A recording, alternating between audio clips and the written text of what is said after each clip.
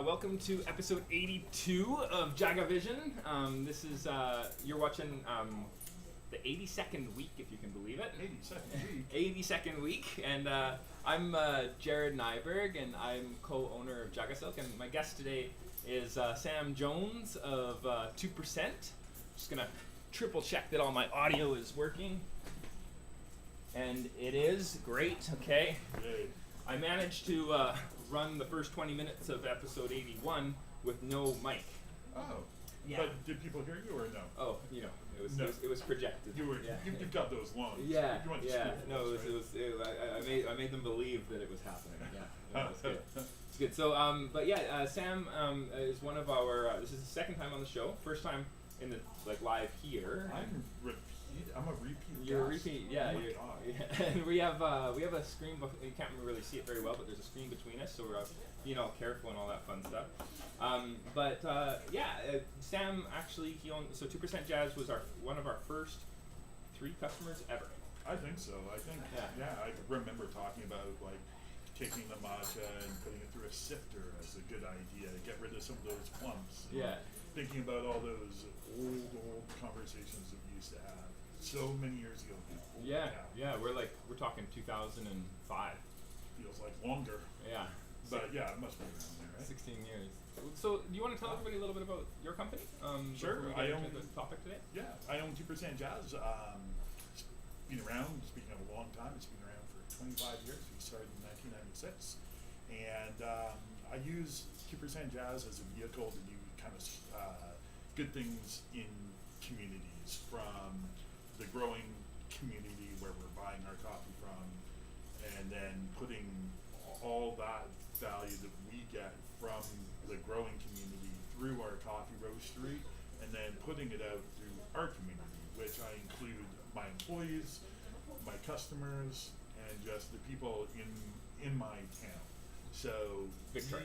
we work, in Victoria, and so we work really hard to try to give a balanced approach to our cost of goods. We don't think of our employees as a cost of goods; they're an asset that we just keep on investing in. We're a living wage employer now. We give 10 sick days. I mean, we try to do whatever we can to maintain our communities, whether they're in our hometown or whether it's in the communities where we're buying our product. Cool. Okay. Yeah, that's always inspiring. I know you've always been developing this and this project of yours for. Wow, I guess you started way before us. Since was it? Yeah, 96. There we go. On the T-shirt. Yeah. As I was thinking, that's where the branding is. So you started in a cart out front of the Times Colonist building. Yeah, I was in the inside of the cart was no bigger than 4 feet by 4 feet, I guess, and I fit an espresso machine in there, two or three grinders, pastries, teas, hot water tower. You're doing juice too, cash right? register, fresh juice. It was amazing. I had computer speakers that we were just pump out great funky tunes onto the street, and those were some really simple. Rain or shine? Well, rain, shine, snow, you name it. I just had to work it. It was impressive. Sometimes it was dangerous. Most of the times it was fun. And then we moved into a smaller location right next to the kiosk. But I was outside for 7 years, wow. I guess, and it taught me how to be small. It taught me how to be nimble. It taught me how to adjust and pivot as a business owner, which was great. Then we moved indoors, and I've opened up a few places, had a few partnerships. I'm currently in partnership with Sequoia Coffee, and so I own half of that as well right now. Yeah, that's awesome. And they're in the museum, right? And they have a location out in Colwood. Colwood. We've got a drive-through. I never thought I would have a drive-through because I'm not really a drive-through person. However, it's a perfect time to open a drive-through during a pandemic. Right. People don't want to go. Which is outside basically their cars. when all of us are drive-throughs, or yes, yeah. and so I opened that up last November. So it's only been open a year, and it was a hard year to open a business. Yeah, We were closed for a little COVID. bit of unexpected stuff happened. Right? We had all kinds of things happening, including a 2-week closure for COVID. And so, as a business, I've been through being open continuously in a couple of my cafes and not closing, and then having to close for 2 weeks and like having nothing going on for 2 weeks was very difficult as a business owner. Right. Just watching that money walk away. Right. It's hard. Yeah. But here we are making the best of everything. Yeah, totally. Things are working out pretty well. We're figuring it out as we go, right? Yeah. No, and I love I think one thing that's really inspired me about 2% Jazz is something that you and I bring to JagaSilk is a couple things. One is the sourcing ethos, definitely. There's just this idea that you're very careful, and I love that you participated in community. Like I remember you going around to a whole bunch of different cafes and getting people to participate in the barista competition, and really like going full out for that and trying to make it really, really help bring up the bar in Victoria, and that was really cool. And also seeing you, treat it more like it's not just to exist and survive, making money is important for a business, but like you've mentioned already, there's just so much. There's so much more to it. It's a lifestyle. It's not a job for me really, as I'm sure it's more than just a job for you as well. Totally. You've got passion, skin in the game, no way out. It's true. Yeah. And all of those things combined. And accepting it. Yeah. To boost your efforts and to make it gets me up every day. Totally. And I'm a very positive person. I like to bring that to my work every day as well. Yeah. And yeah, you do actually. Yeah. I would go to your shop when you every time that you've made me a drink. Your crew is awesome too, but there's something. There's something special about the owner making you your coffee, and I always one of the things my takeaways has always been a feeling of rejuvenation. So. Well, thanks, because that is why I started using jazz. It wasn't just because I love coffee. I do love coffee. Right. Sure. Right. I'm passionate about hospitality. Sure. About good service. Yeah. And the whole reason I call my coffee shop 2% Jazz is named after a song, or an introduction to a song by Maceo Parker. Right. And he always said that it's not about the music, it's about how it makes you feel. And Sure. so for me, it was not about the coffee, it's about how the experience made you feel. So you as my customer should always leave my establishment feeling a little bit better, Right. even if it's imperceivable. Sure. You should Yeah. feel better. You shouldn't feel the same, Yeah. because then I wouldn't have any effect on you. You certainly shouldn't feel any worse. Yeah, no. You should always feel better after Yeah, having that's it. definitely the goal. Yeah, I mean that's part of the spiritual sustainability of service and providing service, right? Like there's a gift that's being it goes both ways, right? Like you as the person gifting that service to people, there's like a feeling of the return is just feeling really good about it, right? And then also seeing people regularly, there's something really interesting about that regular contact. Some people are so in their worlds of work and isolation that sometimes we're the only ones that they see regularly, and it's kind of it's interesting, and it's also their moment maybe where they're not in that headspace that's completely and 100% work related. There's a moment to just sort of breathe and chill, and it's lovely to be a part of that. Yeah, well, and as a barista, you have to be aware that you may be that only person's contact for the day. You're certainly usually their first contact, first person they open their mouth to. Sure. Yeah. Can I have a coffee? Yeah. And so you got to be pretty sensitive to that. I always draw a line between what people call customer service and hospitality. Sure. And customer service is you come to the tea bar and you know exactly what you want. You've got your money, you pay for it, you get the product in a reasonable amount of time. Sure. The product's exactly what you expected. That's good customer service. Sure. Hospitality, though, is when you're not quite sure what you wanted, but the person behind the bar nails you right away, got you figured, and offers you really good suggestions because they can read your mood just by watching you walk in the door. Sure. They take care of you. It's more homey feeling. Yeah. It's not just transaction. Because customer service can just be a really good transaction. Sure. Not And that really could good be great, customer right? service, Yeah. right? But hospitality is different. It has more heart to it. Sure. more unconsciousness to it as well.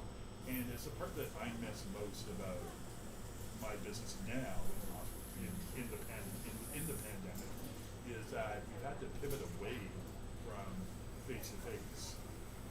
Not completely, mind you, but certainly significantly. Yeah, there's an encouragement. I think even no matter what, to just kind of hurry, right? Hurry Hurry in, takeout hurry out. only. Right? I can't make a person drink and then watch them enjoy it. Right. Yeah. Yeah. And that hurts. That's not there. You know, Yeah. For sure. That's not why I started my business. You know, I'm actually about to start a thing with another tea company as a kind of collaborative effort. They own Cloudwalker Tea. They're ancient tea specialists, so they're really into like kind of the stuff I was talking about before the show started. That's kind of their thing, and we're going to do tastings where people book using a physiotherapist platform called Dana. Oh, yeah. And they just sign in and they book the time, and we just make our schedules. I'm going to make my schedule available 12 to 2 on Fridays, and people can actually book the time with me, and we'll set the table up, heater, we sit outside, I make them the drink with them sitting right there. And there's a fee that they pay that they can apply to retail or drinks or whatever they want to do. And so you're doing that virtually though? No, No, they'll be able to they they'll be actually come outside Okay. with a heater, Yeah. and we'll have this screen between us, and then regardless of where we're at with, at least for the most part, with restriction, we're calling it tea clinic, and it's kind of like playing with this practitioner idea, and that you're just kind of booking a session, you know. Are you gonna wear a white lab coat? Oh, you better believe it. Yeah. Stethoscope? I need to, right? Yeah. No. It'll be good. It'll be good. It'll be Oh good. my God. Knocking things everywhere. You know, on that note, What are we doing? yeah, here so today we're doing something really special. So not everybody who's watching knows this, but Sam roasts his own coffee. He also roasts chocolate, which is great. And this will be his first time participating in toasting up some tea. But I'm hoping for some, I don't know, some insights would be great. But this is also going to be my first time toasting Tencha. So those watching previous episodes have seen me do Sencha in the tea roaster. We did the 12-hour marathon run for the International Tea Appreciation Society's Tea Festival. That was a couple weeks back. We had farmers on live from China, Japan, India. My co-host Ryan Moen was a big part of that too. Volunteers were amazing, but during the show I got to do a run with the tea roast. Oh, fun. And then last week I actually had Pedro Vigilon from O5T. We sometimes do hopper swaps with our Tencha, and we bought a mill together. Like he has his own mill, I have my own mill. Oh, yeah, I think you talked. Yeah. And then he actually grew some tea in his front yard in Richmond. And he brought it over and he prepared, like he processed it live on the tea festival, and then we finished it in the tea roaster last week. How'd that turn out? And it was awesome. Yeah, it was really, really good. Yeah, it was really good. Because tea grows at fairly low altitudes, is that right? Well, or, you know, or if you does it prefer you can high grow Camellia sinensis in Siberia. altitude? Okay. And you can grow low altitude for sure. We get ocean level stuff all the time. Now, I think rather than it being mostly about elevation, which is a big part of it, and I think it is in coffee too, is it's choosing the right cultivar and having the right approach for the right environment. That's what you can do. And slow growing environments, like super high elevation, like in Nepal, for example, the trees only ever grow like that tall. And they make amazing tea. And it's by having a challenge growing, you actually have a greater concentration of volatile oils that give us more interesting flavor. And it's actually the point of really high elevation tea. So if you make a challenging growing environment for tea, oftentimes you'll find that it tastes really good, as long as there's not too much rainfall. That can really oversaturate and sort of release the tea oils from the leaves, especially never harvest during rain. Yeah, it's interesting. What I wanted to do with you today is I kind of pre-prepared a little bit of Tencha, and I figured we could take this Tencha tsuyu curry, and we could kind of do like an official cupping. So I have some water that's boiling. We can do a dry aroma smell, sure. And then I'll pour some water on it.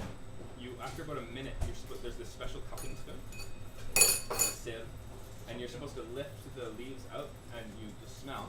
That gives you that wet fragrance a little bit on the way in from the leaf, and then you scoop it into the other bowl is a rough scoop because you're supposed to leave a little bit of sediment in it. It's not supposed to be this perfect thing because there's Right. going to be some transformation.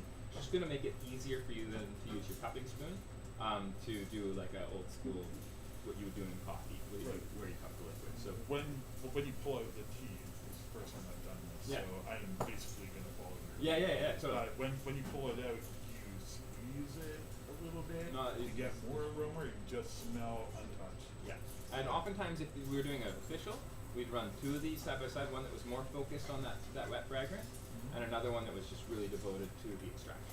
Okay. And they would be separate. In coffee, I know that we triangulate, so we would have Yeah. at least 3 cups of the same coffee, just so we have. And it makes a the lot of same. sense. Is it the same in tea? I mean, you obviously It depends got on the a lot region. more I coffee. don't see as much of a. There is people that are really encouraging an international perspective on what this should look like, but it is very regional at this time. So we're doing a very Japanese perspective. Yeah. So Let's do it. okay. So I'm just gonna ask you to put your Tencha bowl on the scale. Gonna grab the. Clear it out for me. It should be. Okay. And then I'm gonna grab some boiling water. Oh Once boy. it gets to 1 minute, you're gonna want to do the. I'm gonna start the timer. You don't mind doing as well, so we got double timers. Yeah. Okay. And then I'm gonna fill that to. So, how many grams of tea to how many mils of water are you doing? 5 grams of tea, 120 grams of water. 5 grams of tea, we do 120, did you say, or 125? 120. So Okay. basically 400. And do I leave it, cover it? You leave it. Yeah. And then I'm gonna do the same thing. I started at 30. Oh, man. I was like, oh, I paused my timer. Yeah, no, we're good. We're good. It just we're good. stops when I don't need it. Right. Of course it does. It's too smart of a watch. It has Yeah. a brain of its own. That's right. Bigger It's than gonna mine. start telling you, how to run your life, all sorts of exciting things. It tells me when to stand and when to breathe. Right. So, I mean, so far so good. It means, so what we're doing here is so you're ready to go. I You're am. gonna scoop it in underneath. I probably should have gone first, but you're gonna scoop it in underneath and bring up quite a large amount of it, as much as you can fit on. Oh, the spoon. like, Yeah, like right from up, the yeah. bottom.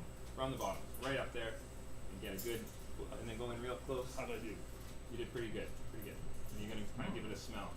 And oftentimes we get things like chard and brassicas, and Yeah, and lots you of get brassica. a lot of like olive oil and butter and Kale. yeah, right. That's Kind of like a buttered cabbage. yeah, You're right. totally, right.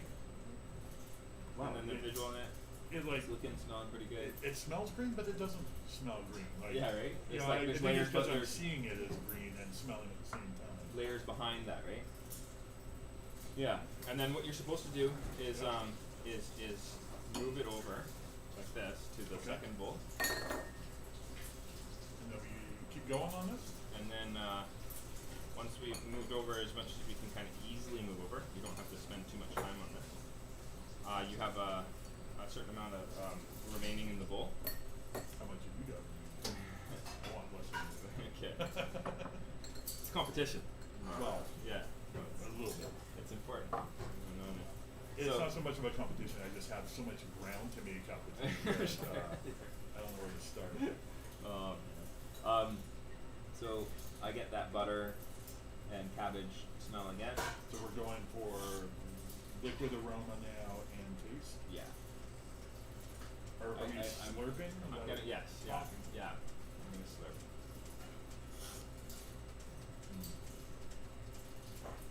Not as intense, but all the same aromas really. I'm getting honey now Yeah. that wasn't there before, and I think that was. I find that there's a layer that performs post slurp. That's also obviously it's those retrofactory senses, but also Yeah. even more than that. The next time I go back to it, I'm smelling new layers again, which is kind of fun. It's like there's a coating of the nasal passage that happens, and you just smell more. Right? I wish my nose was better. I don't know why. I mean, I've got a really good taste, and I know that Very connected. that taste is like 70% based on Sure. smell. Yeah. But my schnauzer is not as good as I'd like to think. You it you is. probably you can smell with your mouth, right? Yeah, So and I do. I smell all the way down. yeah. basically. So going up behind your nose. That's the more, rather than here, that's more like your filter. Right. Going in your mouth and then it kind of wafting up the aromatics behind, that's the way more sensitive piece of equipment. Right. I found on that note that with coffee, I'm sure it's the same with this, if you smell with your mouth slightly open as well, you're breathing in through your mouth as well, you do get more of Way the more. smell. Yeah, even in your cheeks. So, yeah. A good tea, by the way, is supposed to make your cheeks salivate a bit. Your cheeks salivating. Yeah, that's what they say. Yeah, yeah, really good one. You just start. On the inside, not Yeah. the outside? I should hope so. Yeah, but salivating cheeks on the Tell, outside. I think my cheeks that's are sweating. pretty monstrous. It's good. Yeah. Never be able to tell if it's Yeah. weird. Are you smelling chocolate? Because you're a chocolate roaster, so I'm feeling like it's there. But I gotta get right up to this. like behind all that. Some cacao. Yeah. Right. Yeah. Some like fresh toasted or fresh milled cacao. Mm. Definitely, this is like so fresh smelling. It's so rich and thick. It's a thick smell. You get that there's like a grassy quality to it in a good way, right? Because what we're drinking right now is actually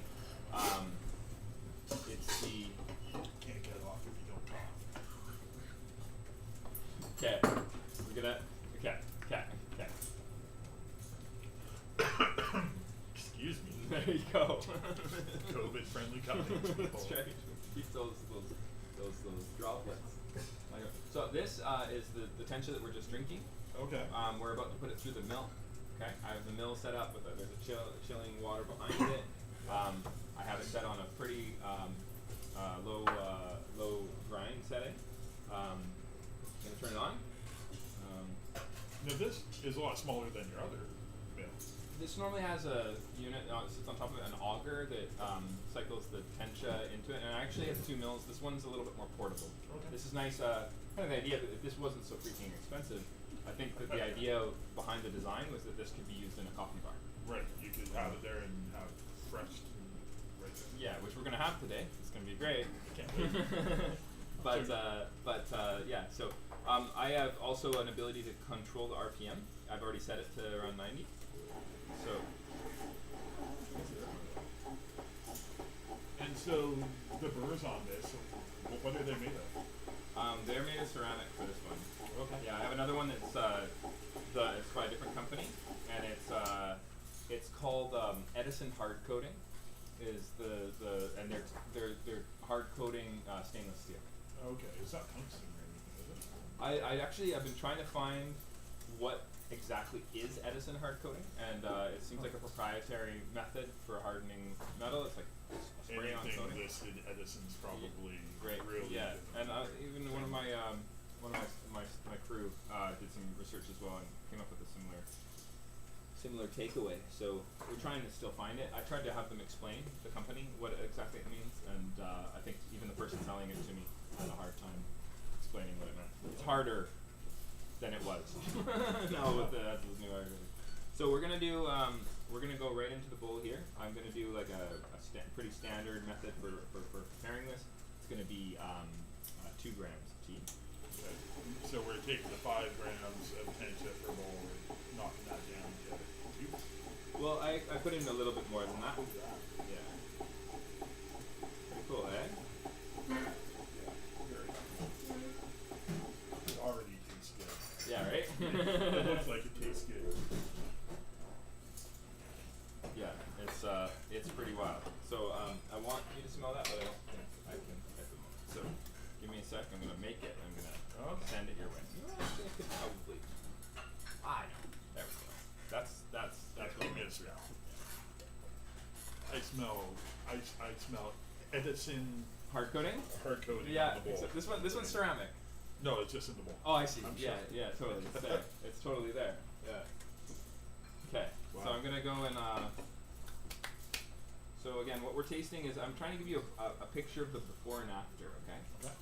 And this is just what we do generally when we're quality controlling our Tencha and our Maccha. Is we love to do a Tencha cupping. We find it really important for understanding qualities that are there, understanding perhaps some flaws that you want to get around either through lower temperatures, or I'm hoping that this will help. I expected this Tencha to be a lot lower quality than I think it is. It was a trial untoasted Tencha for me from a farmer in Fukuoka named Mr. Takaki. And Mr. Takaki actually came to the 2019 tea festival. I'm gonna whisk up the matcha. You're doing a great job of that. Thank you, sir. Like it's not your first time at the whisk. At the whisk? Yeah, we try. You know, if we're, it's looking to me like it's a little on the coarse side. Probably needs to be tightened a bit. How can you tell? Is it the size of the? It's not the size of the bubbles, is it? It kind of. It's because it's not as easy to froth. But it also could be, I have set 60 degrees centigrade and I didn't preheat my bowl, so I'm doing a lot of things wrong right now. It's okay, this is TV magic or internet magic, right? Sure, yeah. Sure. Well, it looks like a shot of meat grass. Doesn't it? Yeah. So this is a traditional matcha, and this is you're basically drinking a gram. Drinking a gram of the green stuff. Well, that's pretty good. There's a little bit coarser than I want it to be, but pretty darn good. I find that when it's not as ideal to mill per shot. It's better to mill, say, 20 grams worth, and then you get a much nicer texture. Is it because of the evenness of the particulates? Like the first bits are going to be not the same as the last bits, which aren't going to be the same as the middle bits? Fairly imperceptible. You got to be really looking. I mean, this is pretty smooth, right? And one of the big challenges with finding a grinder was definitely was centered around how do I get it this fine? Because even really expensive grinders like the EKs of the world, etc., they can't get down to what I need here, which is 1/100th of a millimeter screen size. 1/100th of a millimeter. Yeah. Okay. And this can, and we have a grain gauge that we use to make sure that's happening. Is that the ones where you take a little bit and you rub it down? Exactly. Yeah, and it lets us know our micron count. And 1 micron is 1/1000th of a millimeter, so we need it to be under 10 microns. Okay. Yeah. It's interesting you say that. They do the same thing with cacao for chocolate. They say that anything under 20 microns you can't perceive on your palate. Makes sense. For chocolate. Yeah. So going down further than that is just an overall. I guess it's just not chocolate, so it's going to be different. Well, I think that even with chocolate, going finer like they do in Japan, there's something to it. There's almost like it's like when you can't, you actually can see a certain amount of color spectrum, but there's hints of stuff that's on the edge that you can sort of, it's like a sensation rather than actually being able to strongly say, I see that. I think this happens with sound and audio as well. You talk about being no different between different audio formatting sizes, right, but like CD versus LP. But there's an essence. There's something that you can kind of sense. It's almost like an energetic quality that I think is there. And if we did a side by side, would I be able to isolate it? I don't know. I really don't. You know, I think that maybe I wouldn't, but maybe I would. I'd like to think that I can hear it when I'm comparing for the LPs versus, or for the records versus the CDs. But maybe it's all in my head.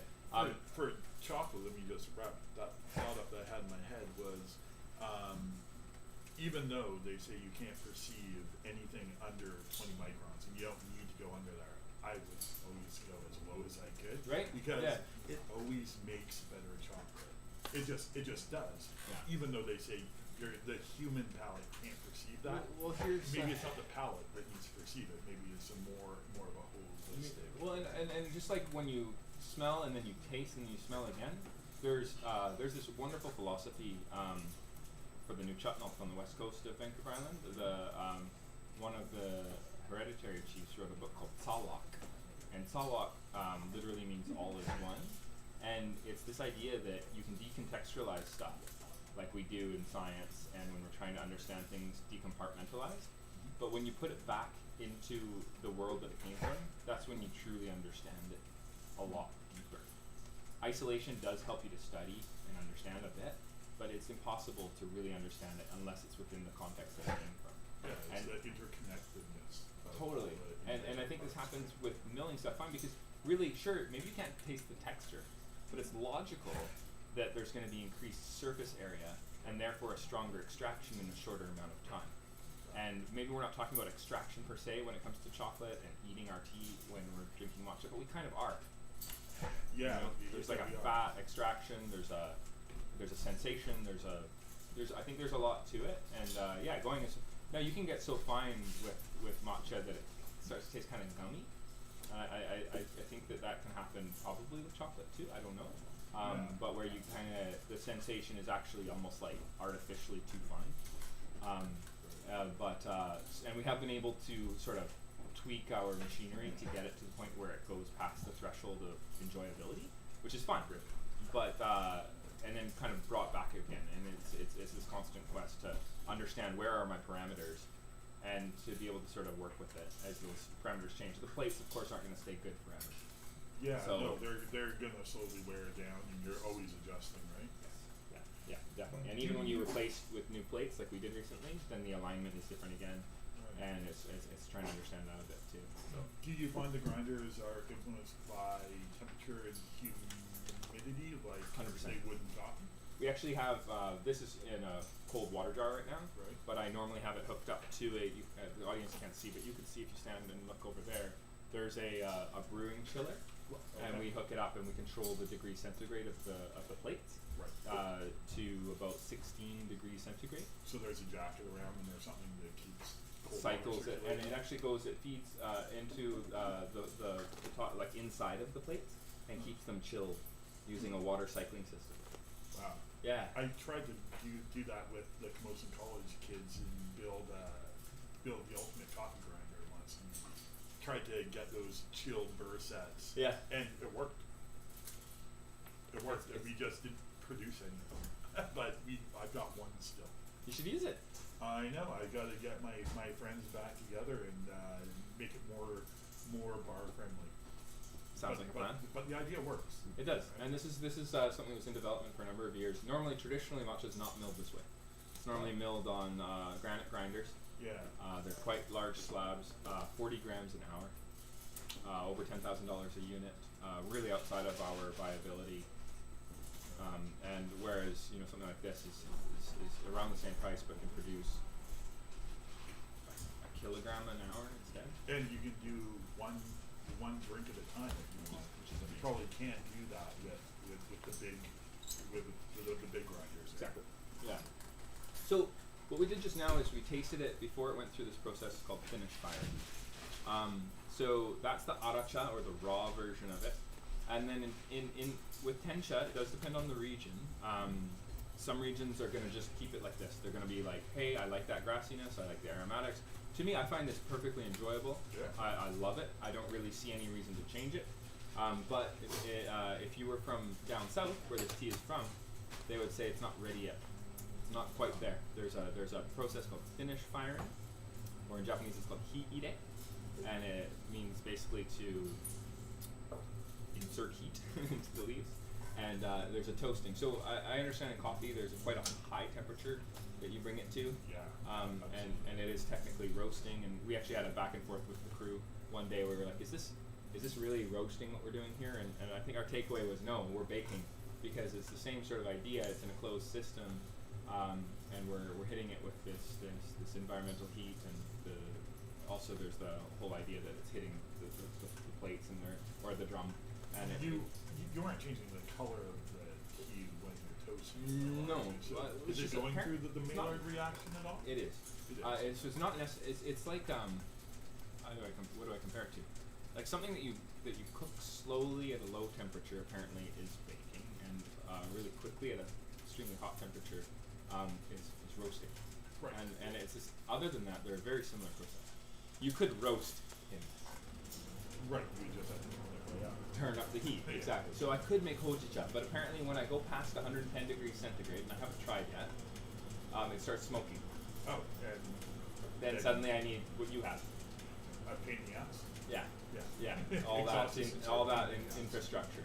I don't need it for what I'm doing here. This is similar to if you just had, like, I have an oven in my shop, and it doesn't have any of that fancy stuff because I'm not deep frying. There's nothing that's exhausting in a way that's going to require that. And so fire department's all good, but it's important to take into consideration. Okay, so the process is going to then look like a low temperature. This is going to be my first time with Tencha, so I'm probably going to mess it up. What are the parameters that you're aiming for? So there was a drum temperature of 80 degrees that I'm hoping that we're at right now. Okay, So double so check. it's hitting around 85 to 90 before you turned it down, right? Yeah, and That we're at was right 80. before we We're started. perfectly at 80. Perfect. All right. Yeah. So that was the goal. I was hoping that we could, while we were talking, it would kind of sort itself out and go down from 90 to 80. Right. And now it's kind of holding that temperature. Now gyokuro is often cooked at 80 degrees for 40 minutes. Okay. And then sometimes 45, and then you drop it. Gyokuro is like a super high-end sencha. It's shade grown. It's grown in a different way, but in terms of leaf appearance, it can look very similar, except more bluish green. And it's considered the creme de la creme of loose leaf Japanese teas. And you were going to toast it differently. And this is what I find really interesting is, say, sencha. You would do, it does depend on the cultivar, the region, everybody has their own different recipe, etc. But generally the idea is that you start at, in the 70, 80, 90 region, and you're going to bring it up to 90, 100, 110. But people will say, if you go too hot, you start to hide the identity of the leaf, and it's too roasty. And others are going to say, no, it's that quality that we're looking for. That's what we need in it to be a true sencha, and it's sort of this conversation you hear that happens in both coffee and in chocolate. It's just going through my mind. Right? Like So conversations I've had just like that in coffee. So like, what is ideal? How much roastiness should there be, if any? In Kyoto, they say none. Don't toast it at all. Everything should be done during the factory process. So, and then in the south, they're saying no. You need to both steam it a little deeper during the kill green process, during the wet leaf manufacturing, and at the end of the day, you need to bring it to say a 5% moisture remaining, and then drop that to more like 4%. So 1% lightly toasted off to just leave room for a final Maillard. Even in the region though, there's going to be people that do that quickly and hot, and people that do that at low temperatures for longer. I've really enjoyed somewhere around the 80 and then like finishing at 90. Okay, So slowly bringing it up. yeah, slowly bring it up. So that's the idea is I'm gonna drop this in and we're gonna slowly bring it up. When it levels off and the tea is measuring, I'm gonna put it in, and obviously it's gonna be colder. Right, before it and goes it's in. going to drop the Yeah. internal temperature of the toaster because are you going to put the whole 5 kg in there? The whole 1 kg. Yeah. Oh, that's 1 This kg. can handle up to 5. Oh. It's a 5 kg roaster. This is a Okay. 1 kg bag, and apparently 1 kg is okay. 500 grams is too little. It's hard to really regulate it properly, Right. and they recommend not really going past 5. You could take it further, but then you're starting to see situations where you have too much in there, and it's just you're not able to cook evenly as well, or like toast it as evenly as you could otherwise. So there's kind of a sweet spot. Right. 3 kilos is apparently a really nice sweet spot. So, but I'm learning on one just because it's Yeah. really expensive stuff. Like coffee roasters, you don't ever want to max the capacity. You always go 20% of the capacity, and that way you give yourself enough airflow, enough room for the beans to move Makes around that you can control it more. Yeah. Because if you stuff it full, then the coffee roaster, the tea toaster, is in not full gonna- control. yeah, it doesn't And make it's sense. going to do what it's going to do, and you can't control it. And that's the same thing with adding only a tiny bit. Right. So to find that sweet spot, which is probably right around 80% for a coffee roaster, I imagine it's the same kind of thing with tea. I think so. You're going to find out, sir. That's what So you're gonna I do. say we mask up so we can be on the same side of the screen. I'm gonna slightly move the camera so the audience can see. Oh man, I just got better looking And, with this mask on. Hi guys, your volume is pretty low. I can hear you okay, but I have my stereo system cropped up pretty high. Okay, so we should probably bring the microphone up in the mix. Yeah, past the mic, right? Yeah, Isn't that what totally. they say? Okay, so we'll do that. Hopefully that helps. Thanks for the feedback, Steven. Okay, so gonna do that, and then we're going to have the roaster in. And so some coordinates that we're looking at, this is giving us our actual drum temperature. This is our goal drum temperature. You can see they're pretty close. This is confirming with a different probe that it's near or close to. To me, there's a sign there that it's pretty darn close. These can sometimes be way off from each other, and it can be concerning. Right. So before it goes in, The probes are going in the same spot, are they? They're just going into the space between the drum and the outside, right? Similar, yeah. But they are sometimes different, so I don't quite understand what's going on there. So again, I'm at 80 degrees. Our goal is to, if this was Tencha, we'd be trying to finish in less than 20 minutes, between 15 and 20 minutes. Okay. If you go too short, that's problematic too. You're just not going to get enough happening. So I'm going to empty this in. Do it. This is a single cultivar seed kite. It's a really pest-resistant cultivar. It's got some really nice fruity aromatics. And I think we saw that. So again, So I'm gonna guess it's gonna drop down like 40 degrees, probably half, even less, eh? Like maybe. well, that's the P is 55 already, Above the and drum. the drum has dropped to 70 degrees, 65. Okay. Yeah, it didn't drop that much at all, really. And it's I probably respect because it. I didn't put a lot of product in. 1 kilogram seems like it wouldn't Right. cool it as much. Up here, it's not affected at all. Okay. That's because it's just taking this temperature. That's right. That's gonna take much longer to react. 100%. So it's just not as accurate as I need it to be, so I'm always just using it as a guide to make sure that it's stabilized. Right. And then from there, I'm using my laser. And your toaster is electric, not gas? It's a 3-phase electric roaster. So it go anywhere, basically, they got 3 phase. There you go. There you go. Yeah. That's pretty great. Yeah.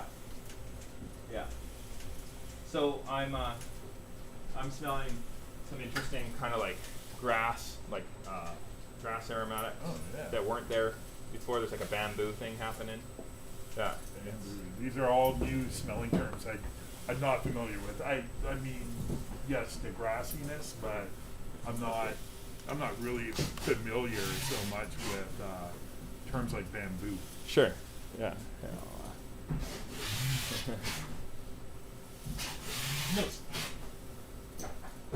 It almost smells like beef. Okay. A little bit. Yeah.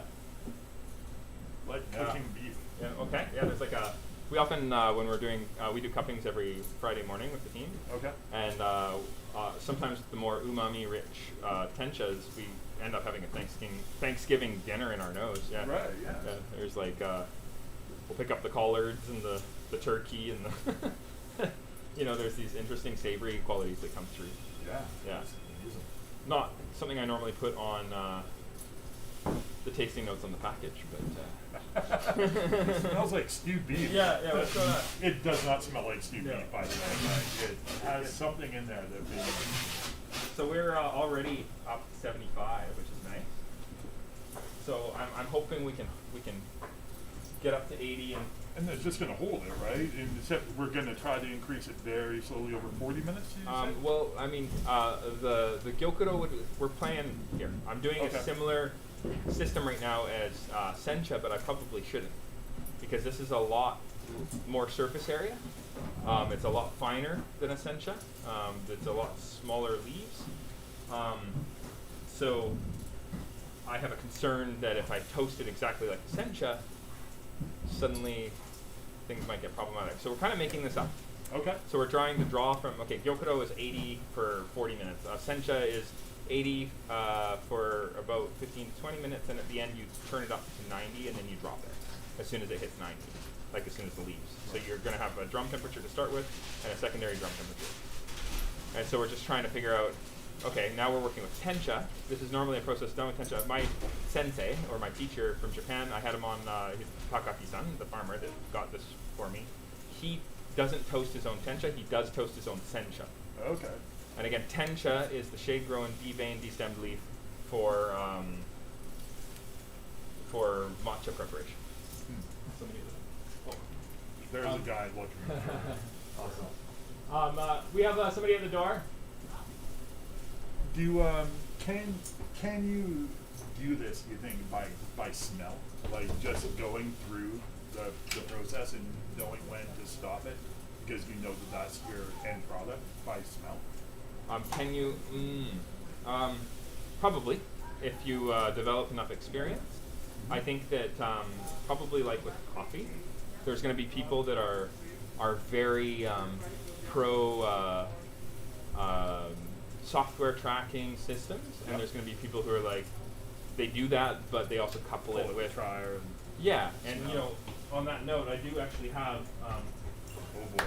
yeah, one of these guys, so we can pull it out and try it, and we should probably do so. I would say maybe at 5 minutes. Do you want to? Yeah, well, I was gonna say we should probably do a couple, right? Yeah. Do maybe every 5 minutes and see where it ends up. Where we go. I don't imagine we should take it to 20, like a Okay. sencha. I part of me just feels like that's a bad idea. How much residual moisture is in the tea right now? Residual moisture in the tea is probably around 5, maybe 6%. I don't know. How do you test for this, out of curiosity? Do you have like a moisture You meter? gotta or have you a just moisture meter. Yeah. Do you have one? No, I don't. Okay. Wouldn't that be No. interesting? Just to Yeah, know what you're saying? and I really should. And my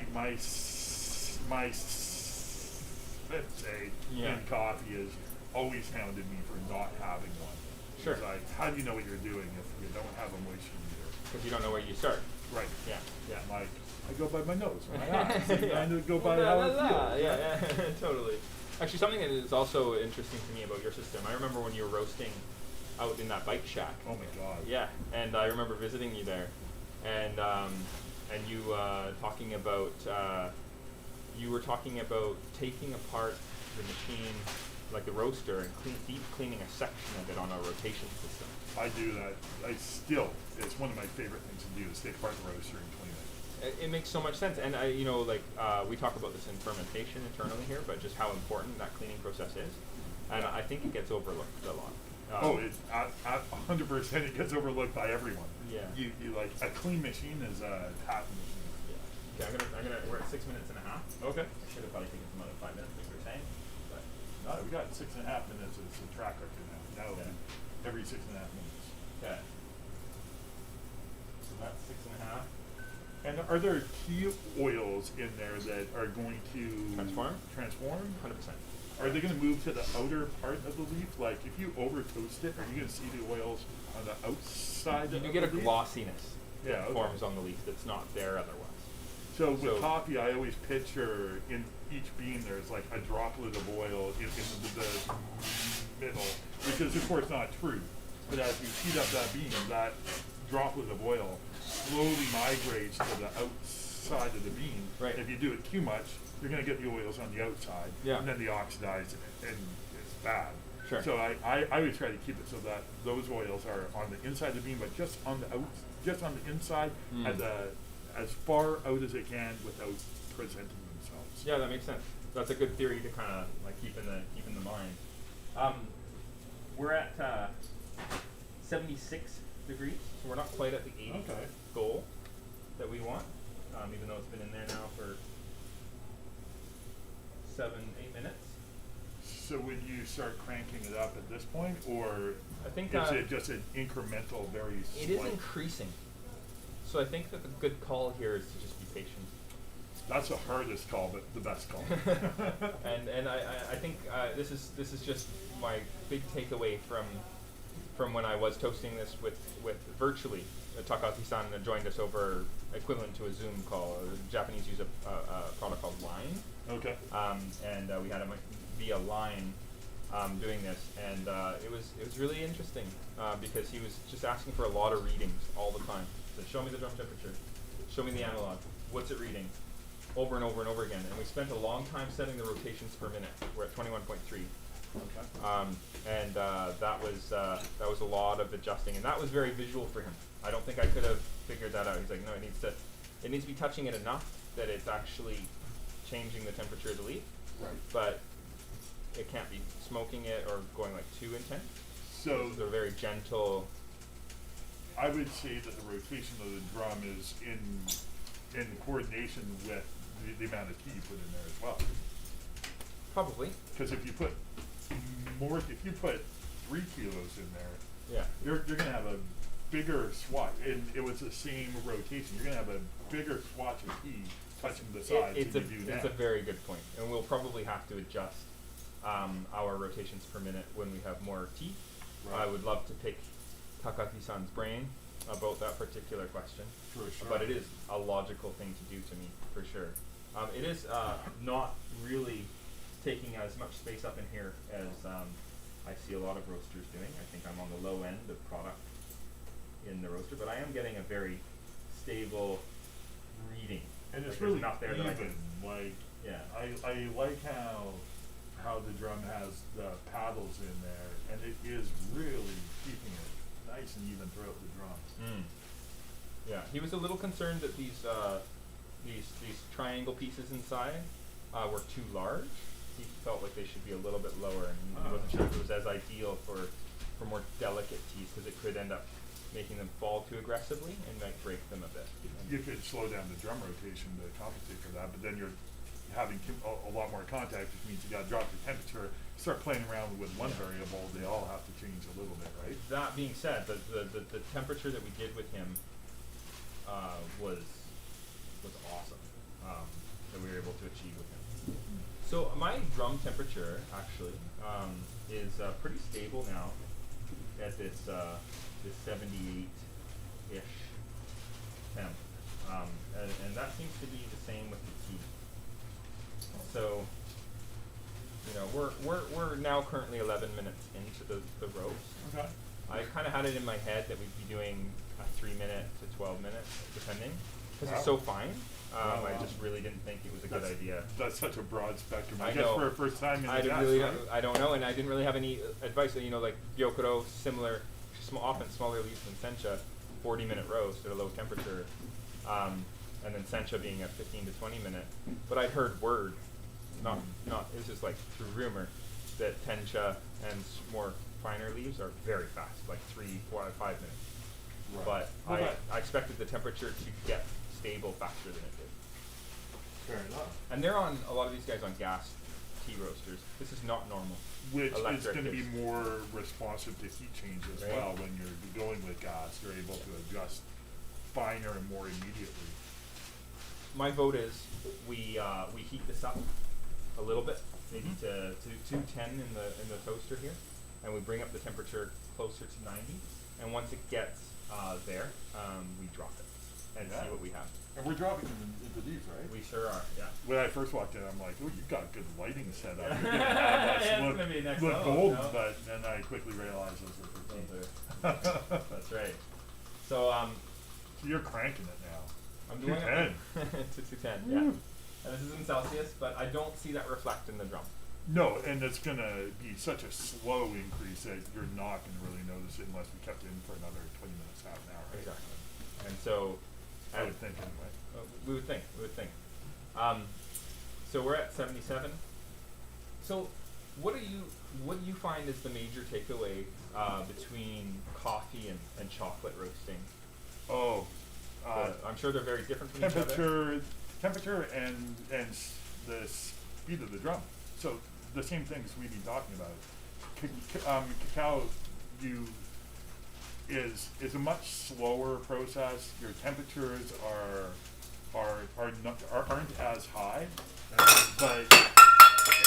and you're really baking the cacao. So it's slower, high temperature, but not really high temperature. Like it's gonna be higher than this. Okay. But What is your temp for just as an example? You're not giving away any IP. like 300 degrees, 350 is kind of end temp. Okay. Which is quite a bit more than this, about twice as much as this, I guess. But even more, but not as high as coffee. Okay.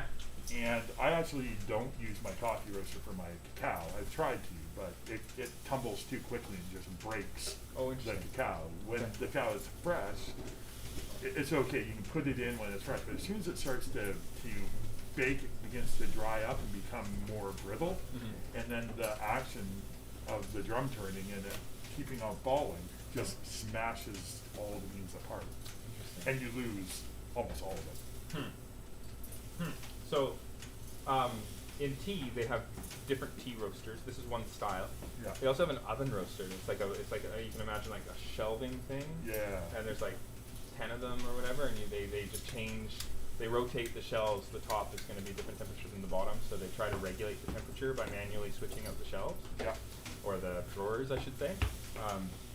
I do the same thing with my cacao. I don't put it in a coffee roaster. I put it in my convection oven on trays. Oh, really? Yeah, and Oh, I just keep stirring them, keep rotating them, top shelf, bottom shelf, kind of keep stirring, keep checking the That's interesting. temperature.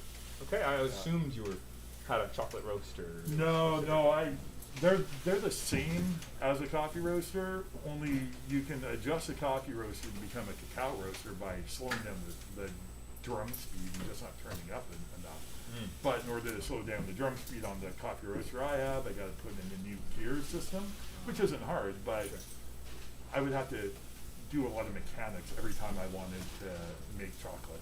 It'd be nice to. I was thinking how cool it would be to get one of those. Have you ever been to? There's that cafe in Vancouver that Prototype, I think it's called. It has just a bunch of those beautiful 1 kilogram roasters. Oh no. I And haven't been there. they just roast 1 kilogram at a time, but it's almost to order. Oh wow. Yeah, and it's just like a bunch of them all lined up. Yeah, sorry. No, that's okay. Alright, It's my knees and my back. We're at 15 minutes. Where our temperature here is blasted past our goal. But the temperature inside is important then, right? It is. And it is going up, definitely. We're now in the 82 range for the drum, and then the tea is matching that pretty closely. I guess the temperature increase of the drum is definitely, well, look at that, 84 now. Yeah, so it's a little quicker than I was expecting, eh? Yeah.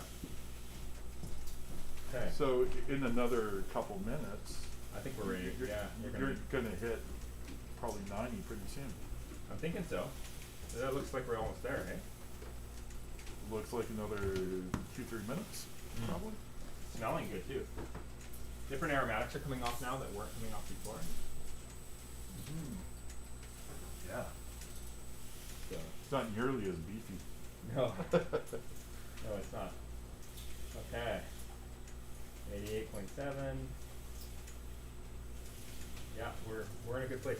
Okay, so that's interesting. Like the botanical obviously is going to demand different rotations per minute as well as temperatures, and that makes a lot of sense. Okay. Yeah. I think should I just? No, you should hit the target. Yeah. Okay. Hit it.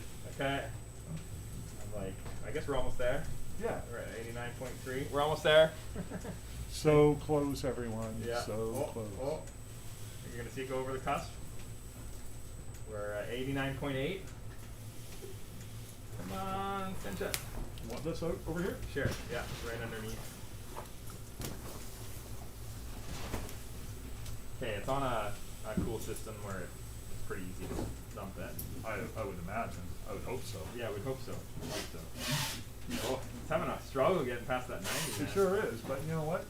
That's it. Oh, so close. Point Right? two. I Point know. two away. Let's We're do so it. oh, Come on. 89.9. And what's 90. your time? We're good. Okay. We're What time? at 17 minutes 50 seconds. So basically So call it 18 minutes, 90. 18 minutes at 90. Yeah. And you just drop the handle down. Just Oh, all I'm of doing it. Damn. Oh, Yeah, shit, you are. son. Yeah, you are doing Sorry, I didn't mean to dump your first load. it. Is it all out? You need to brush it or anything? That's a good question.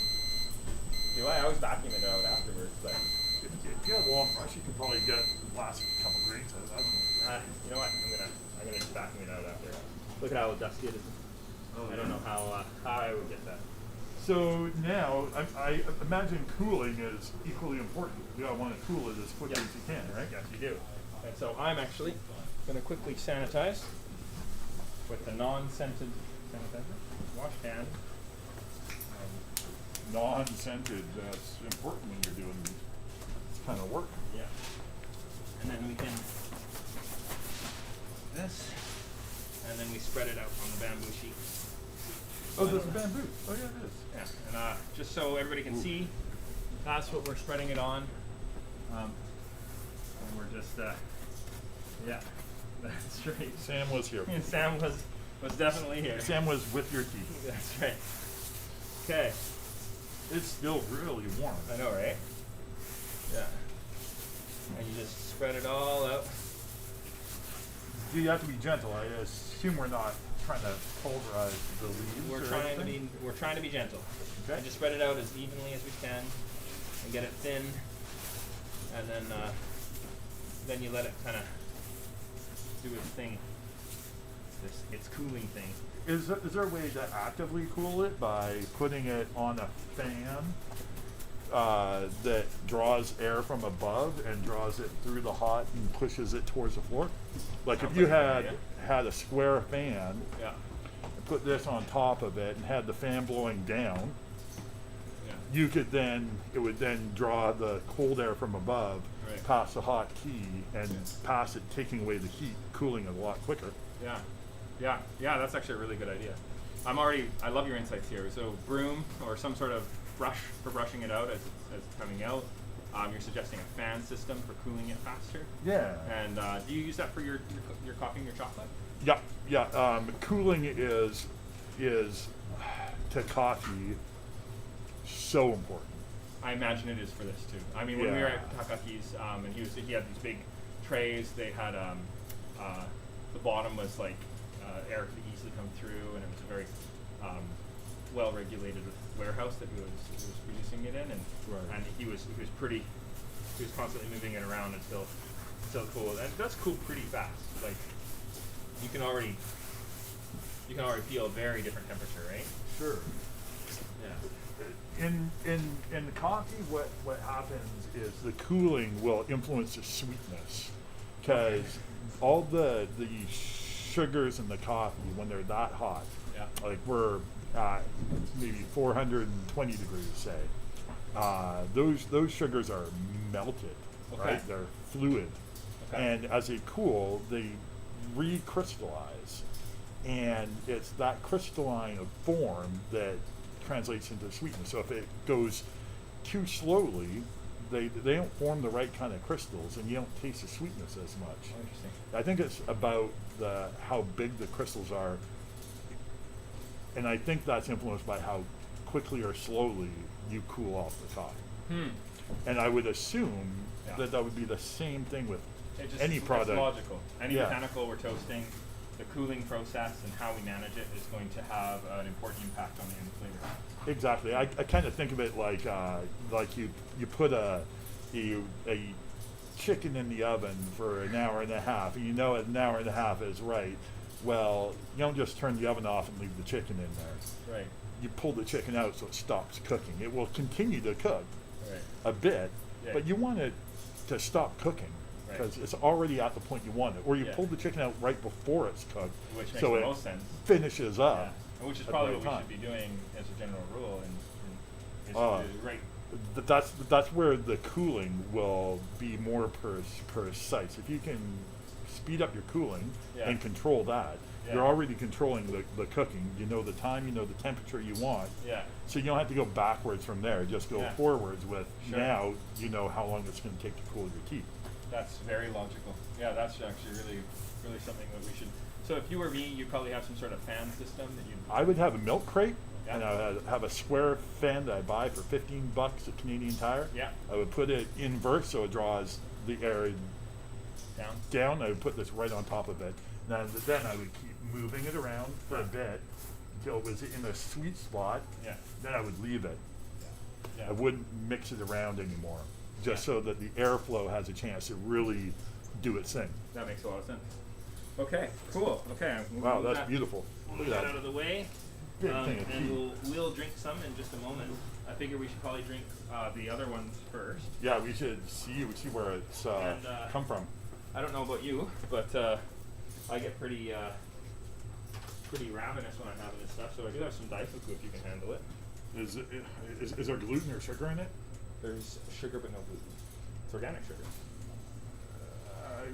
I'm gonna have to say no. Some cashews? You want some cashews? Yes, Yeah. that would be wonderful. Well, okay. Sorry, I just had no problem. bad experience. I'm on this crazy diet where I'm not eating anything that I love. Fair. And I went off my diet the other day, and man, I paid for it severely. Oh no. Okay. Yeah, not fun. Let's not do that. Nah, it scared me into like, oh shit, I'm getting old. I'm old, and I need to watch what I put in my mouth. Which is why coming here is always so fun, because I get to put good things in my mouth.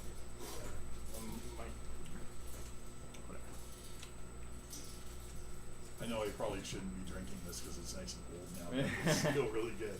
I believe it. And we're gonna Thank find you. out. Thanks for being accommodating. No worries.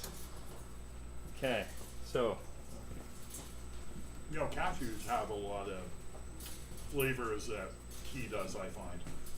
well, I don't necessarily want to eat when I'm puffing, but sometimes I have to. Yeah, otherwise you get the jitters, eh? Otherwise, it gets really challenging really fast. Maybe you should take some. We've got some really great Christmas ideas here. Right? Yeah. The glass teapots and the starter kits, and we're sold out of those. Those are meant for catching plankton. They're super fine sieves. That's a sieve. Yeah, I think I actually sold them to you a long time ago when you were doing French presses. Do you remember that?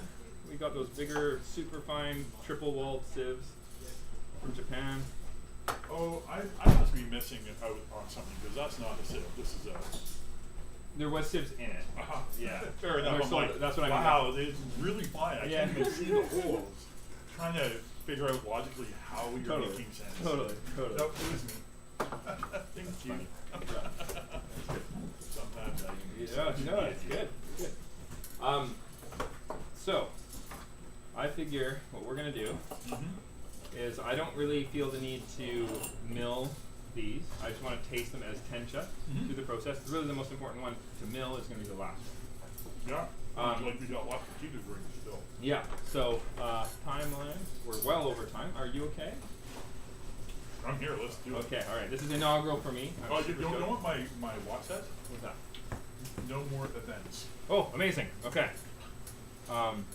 Yes, I got that. Thank you.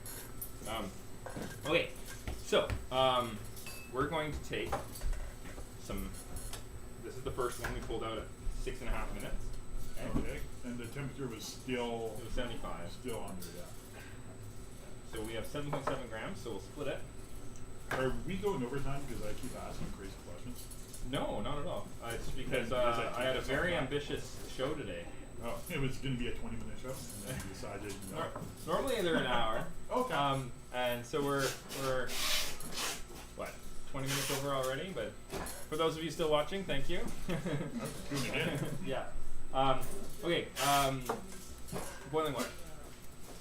So if 3.5 grams is the norm for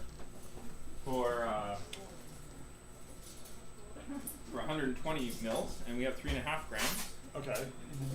We did 5 grams for the last one though. The first one that we did. Yeah. Is that because we were cupping it sort of?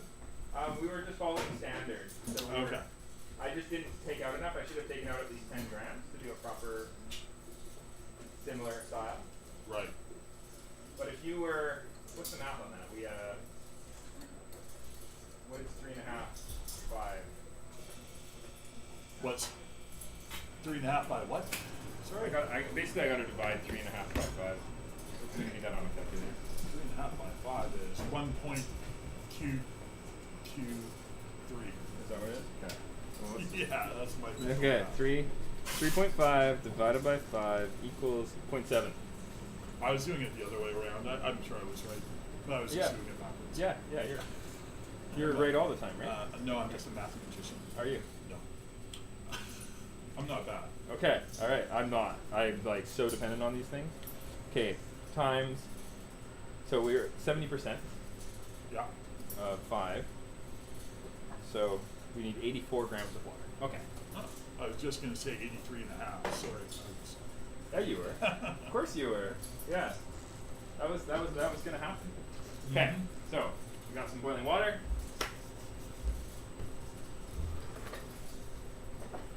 We're gonna have this go. Ooh. I like that smell. That smells really good. I'm surprised how amazing that smells.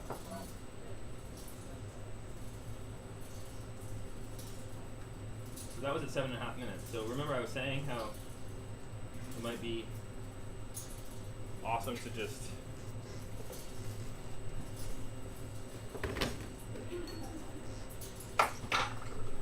take it out early. So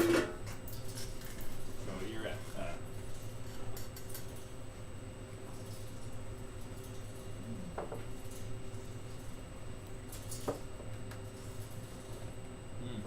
I'm smelling that toastiness. Yeah. That's really interesting. Okay. Are we You good to need go? you're ready to rock. Yeah. Yeah. Sorry, I Go for it. didn't set my timer. I'm just 10 seconds behind. Sure. Contact on that. Try it. Wow. Okay. I'll be interested to see what you have to say about this. Oh yeah. There's almost like a spiciness to it. Or like I'm picking up actually a tiny bit of smoke. So maybe there was some burning, but in a really interesting way. I'm getting more of a cooked spinach rather than like a butter cabbage thing. Right. It's really interesting.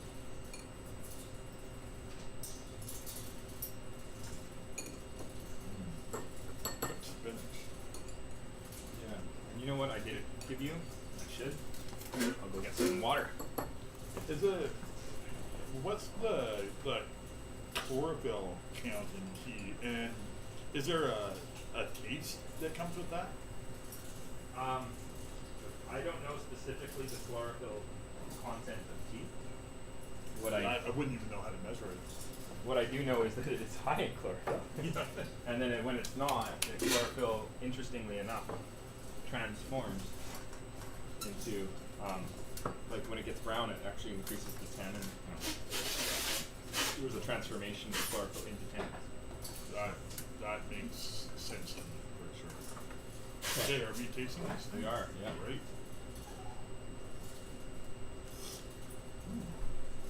Yeah, definitely cooked greens. That's a very pleasant moment, if you ask me. Like, I'm still getting butter. I got grass. It's got way more body. Yeah. Yeah, it's Almost. bolder. I think- Sweeter. Yeah, sweeter.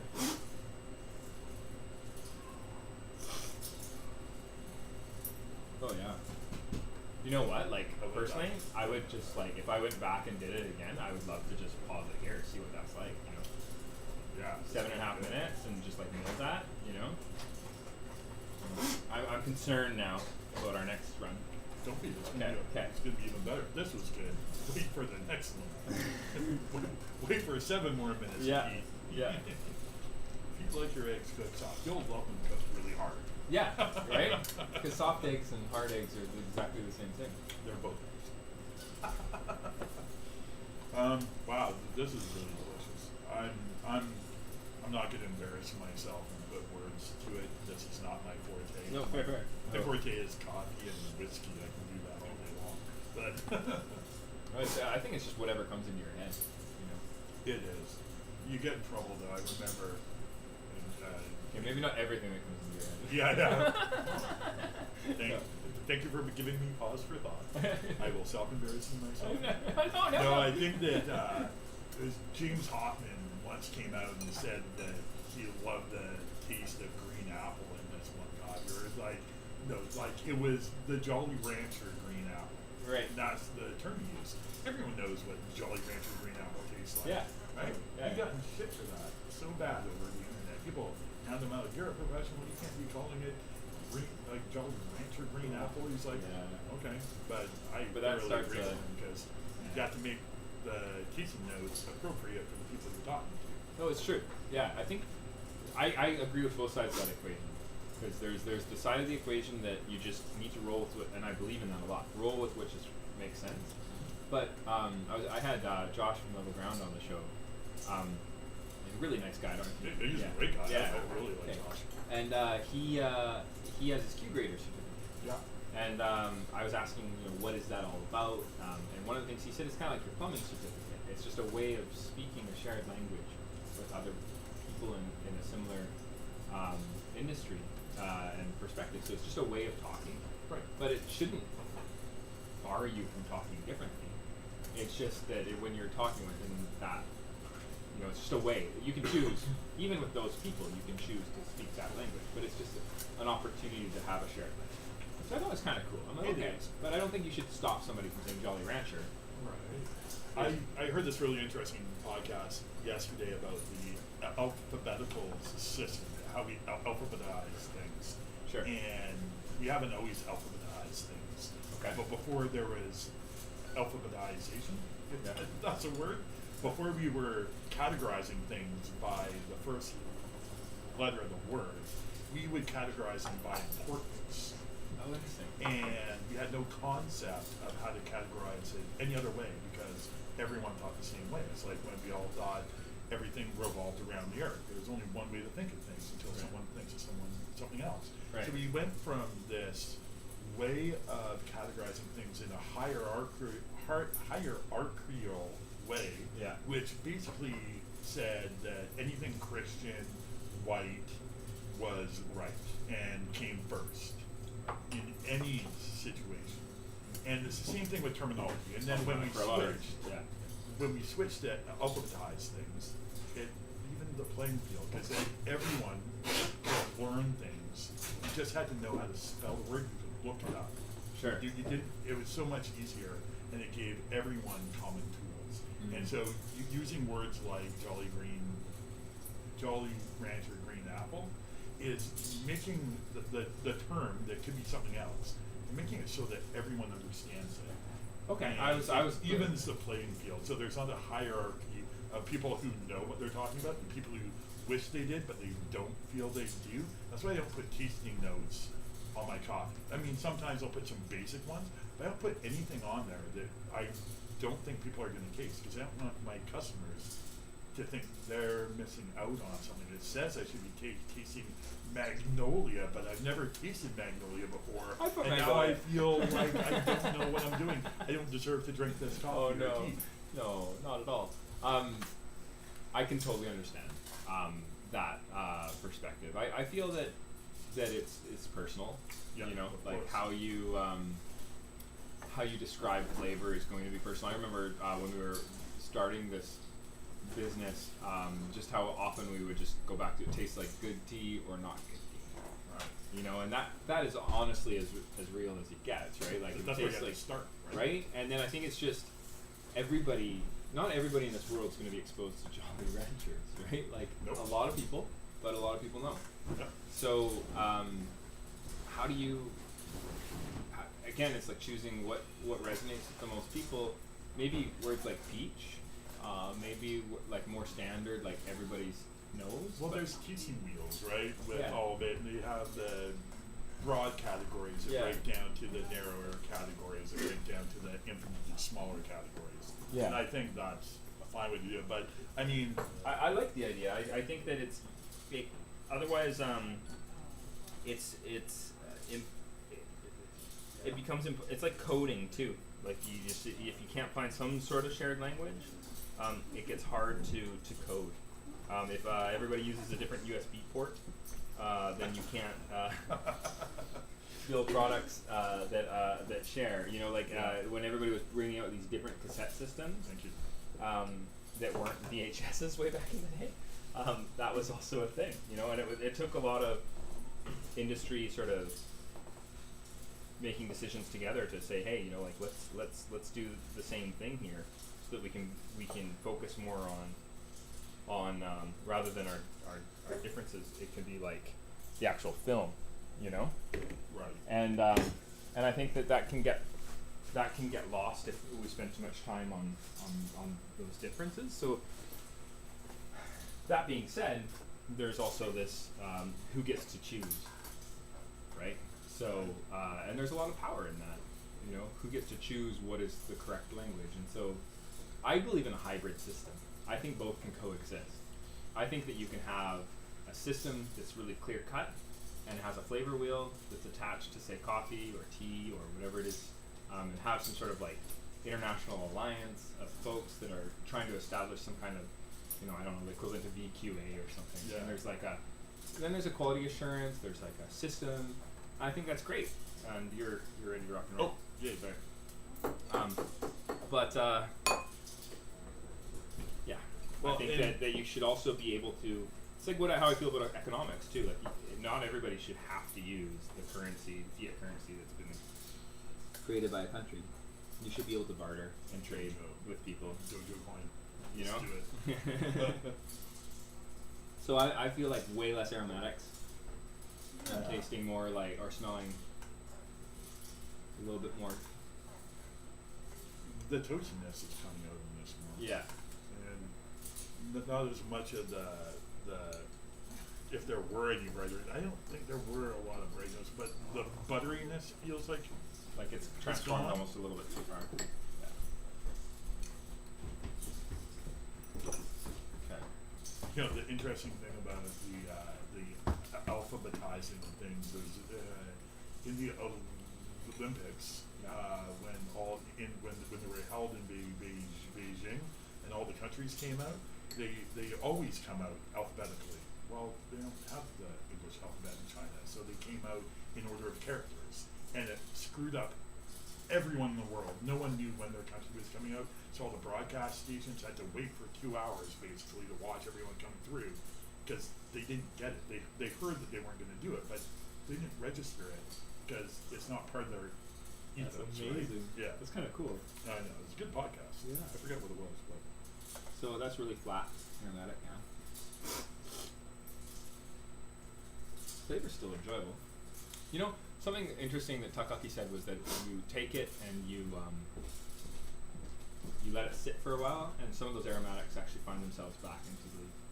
I don't know if there's a generation that happens inside the bag or something. well, But there's basically- probably degassing going on. But you're supposed to seal it pretty fast after. So you and it's not a two-way, no, a one-way valve like a coffee. You're not going to get like plump bags because of not gassing. So, is there any not gassing with tea? I imagine to say none would be weird. Yeah, I But know. yeah. So,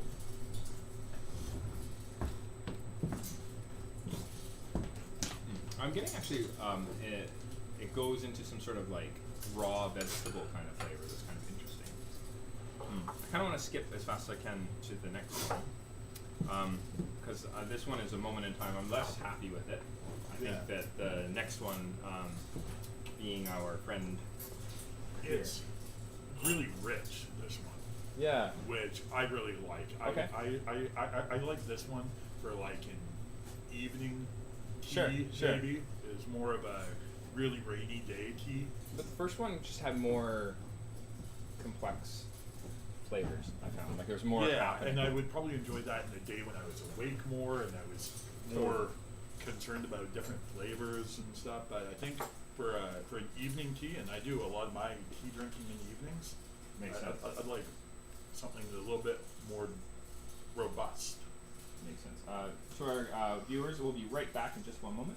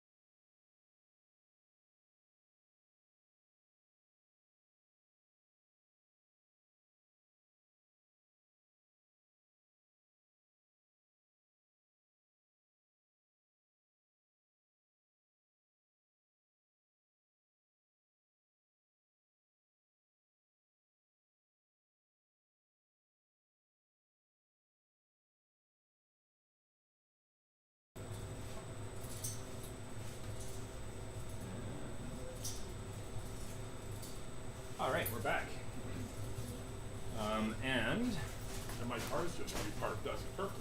Excellent. Okay. All right, so we're on to the final product. Final product. Okay. I'm getting a little bit more sort of grassy tones. So it's kind of gone back to grassy? Yeah. Because it kind of lost that Yeah. midway through. And then, yeah, this is so weird and interesting and fun. Okay. So let's see, 5 grams. Should be able to make this one happen. All right, no stock. And then this one, it's not gonna work.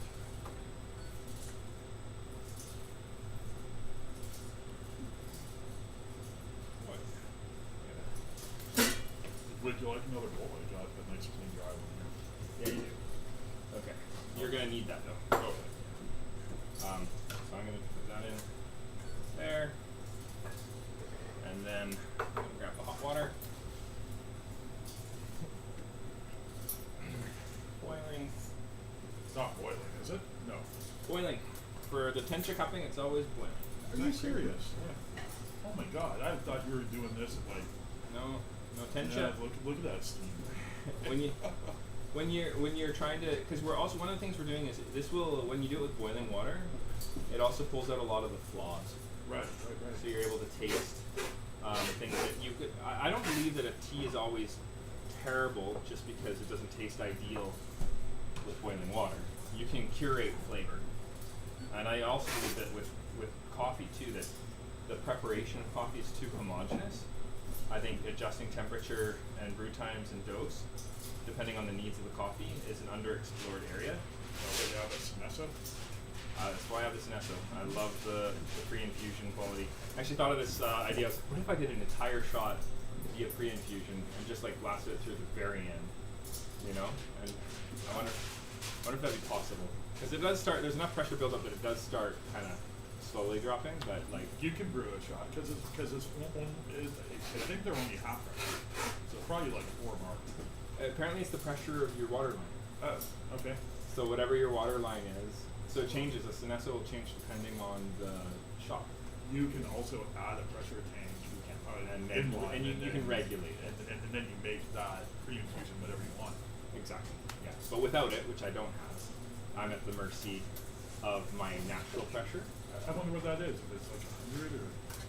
That'd be, you know, there is a gauge on the machine. I should be able to see that. Hey. Yeah. Okay. Anyway, something to explore later. There you go. You're ready to rock and roll. All right. Oh, got the wrong spoon. I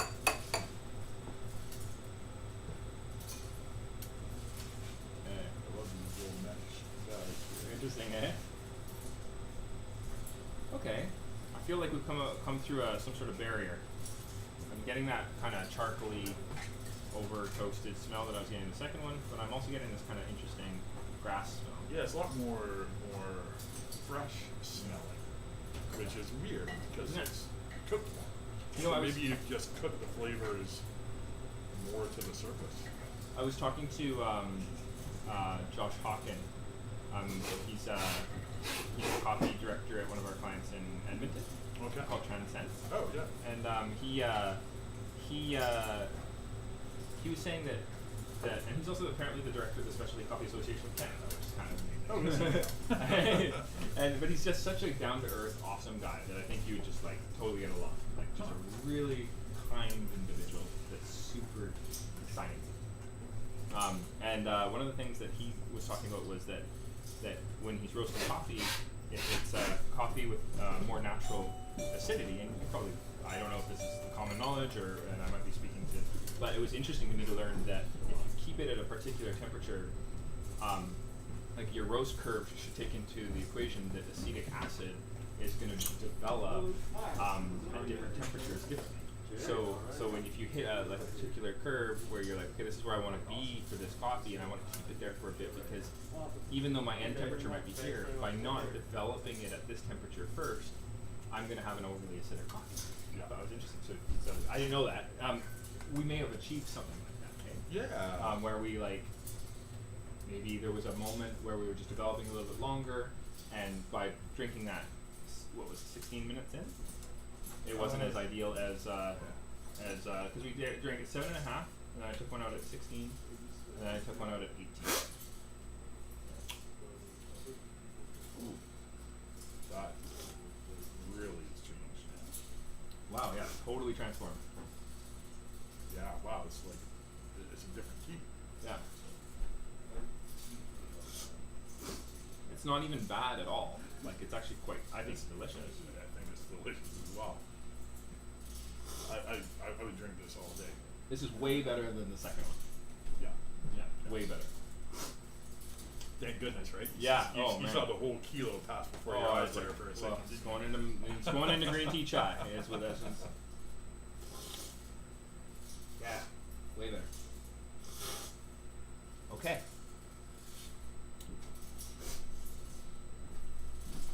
Yeah, really good. Okay. Wow. So I'm gonna mill through the tencha that's in there into this guy. Oh, right. Because you gotta clear the hopper, right? Yeah. And while that's happening, I'm gonna go and get some more tea.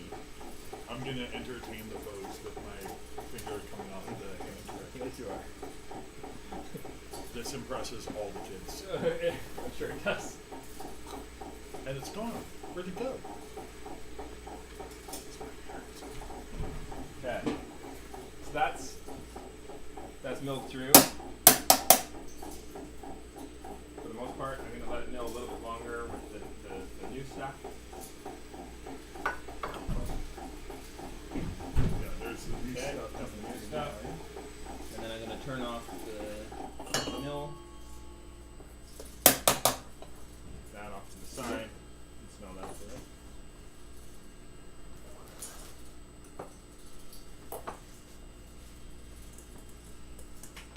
You can see the difference in the color of the tea. I just took a little bit off the top there, and you can see the greens are very different. Yeah, it gets duller when it's toasted, right? Right. It's a little bit more bluish green when it's untoasted. Yeah, it's a little darker, I guess. That makes sense. And yeah, I guess it's not as bright. Yeah, yeah, I noticed that, and it happens again. Like the tea before it becomes this is called actually more technically shiage tencha or ara shiage. It's kind of this weird spot. So ara means rough, shiage means ready to kind of process. Mm-hmm. So when the farmers go to origin, or sorry, when they bring their leaves at origin to the factory, the initial process deactivates the enzyme that would otherwise brown the leaf through a steaming process, and then it goes through a bunch of manipulations to get it to the end shape that we see. With tencha, it goes through a completely different factory than if you're going to make sencha, because it needs to be dried flat instead of rolled into needles, and it needs to be deveined and destemmed. So you can't just mill sencha and call it matcha. It's not technically correct. It has to go through a completely different factory. Wow. And then you get this deveined and destemmed, dried flat leaf, and then that is further separated in a machine that divides by electromagnetics to separate colors. It's wild to see it happen, but it's like a sorting machine that happens like, and it separates different. So you get different qualities of matcha from within the same leaf, Huh. right? And then Are they separating them with like air jets? yeah, Like air little- jets and light, yeah. And then they put it through a kind of a sieve system that deveins and destems it. You get a kind of a rawer version of it called ara tencha. That's a little longer. It looks like fuller leaves almost. Then it has to go through a cutting that is going to get it to this, because that's quite fine, right? We're talking about like what 3 millimeters, maybe 4. Yeah, the when length. they're dry. Yeah, when they're dry. So so to get it that way, they need to cut it. And when it's ready to mill, it's called shiage tencha, but they've also toasted it generally that way. So I got it. It took me years to get this, but I got this where I don't have all that equipment to cut it and all that stuff. I can get ara tencha pretty easily, Yeah. but to get a factory to just not do the toasting part, so that I can do that, was like pulling teeth. So 3 years later, and lots 3 of like, years? yeah. Oh my God. I finally got it, and it's my first time doing it. So this is Bam. So I'm really stoked. So this is my first time drinking matcha that I fired myself. Okay. Oh my god. So. All right.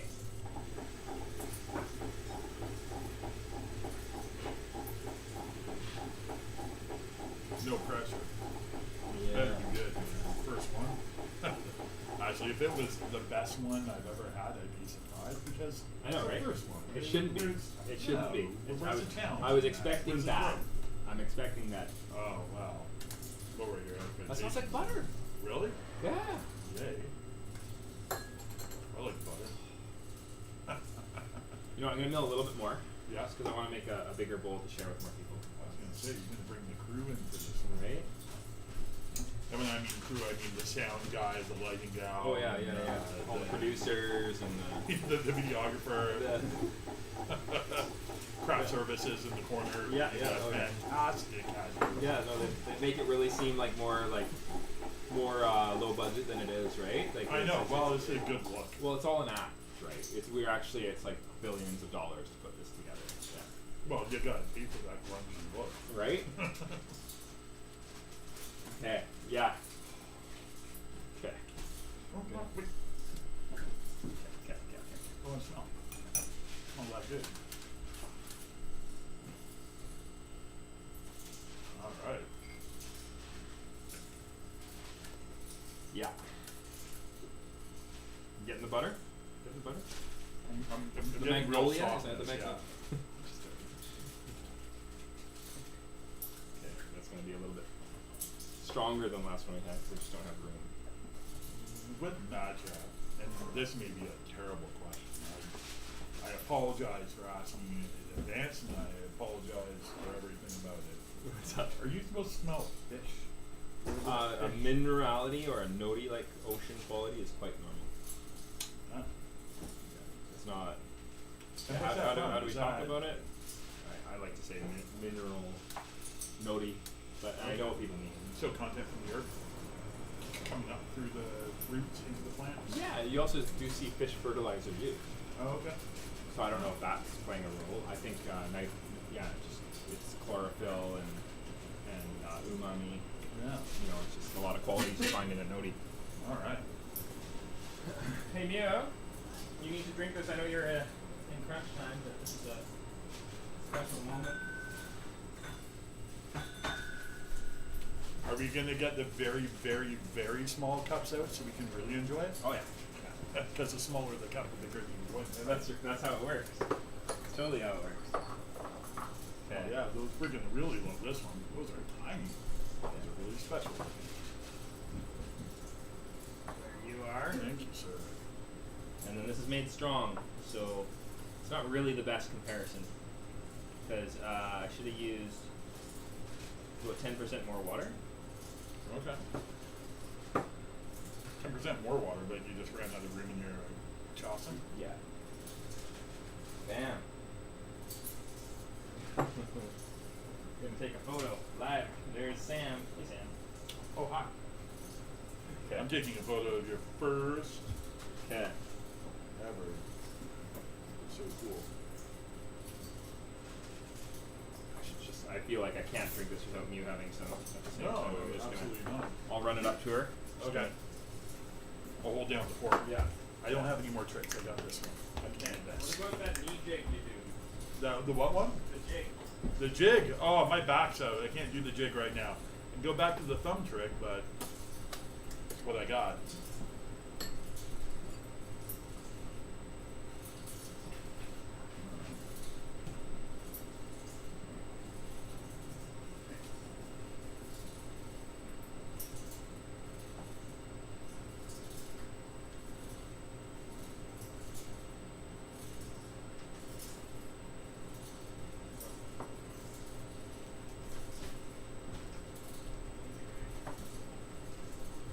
Okay.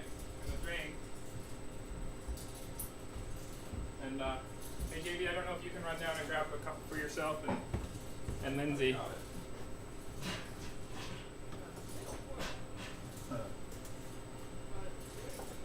Here for you. And then this one's one to the producer.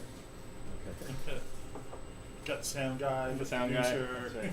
that's Yeah. Are you ready? Yeah. It's really good. Wow. Yeah. You didn't make it bad. No. I was so eager, I sucked some back the wrong way. Mm.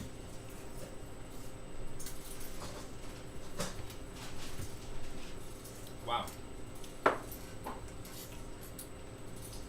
That's really interesting. There's a finish there that I can really taste the Maillard. And I like got a cooked butter thing happening, spinach. I almost have a coating on the top of my mouth for this. Yeah. This is roastier. I can taste the roast. I really can. But it's not an unpleasant taste. Not at all. What do you guys think up there? Really good? Phenomenal?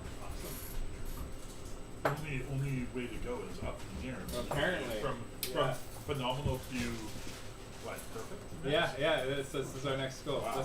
This will be on my next tasting notes. I'll just.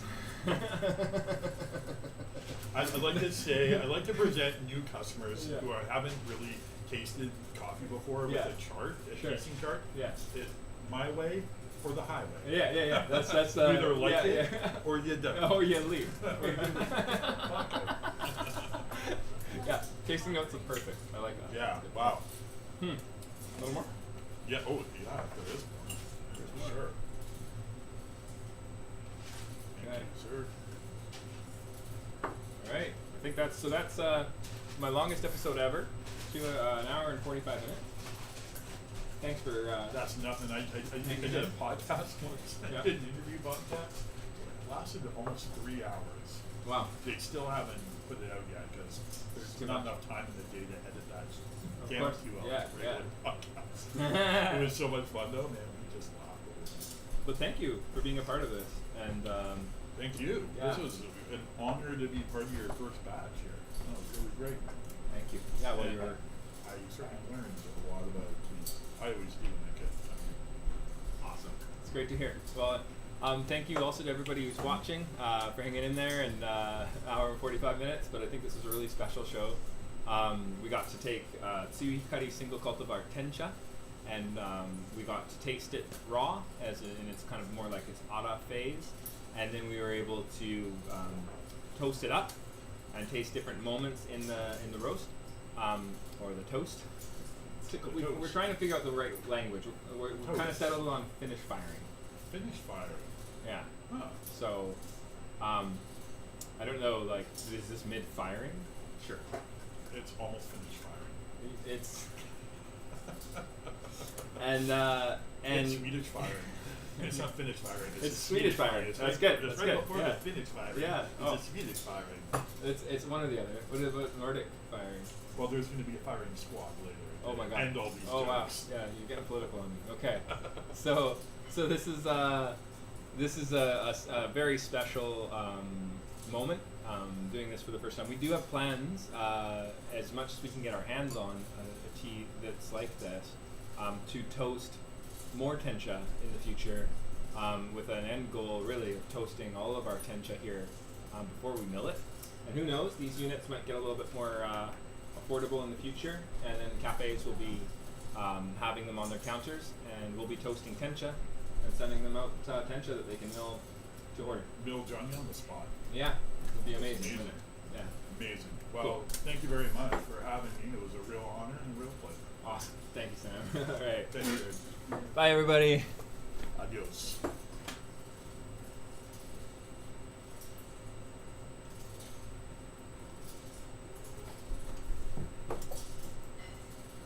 That was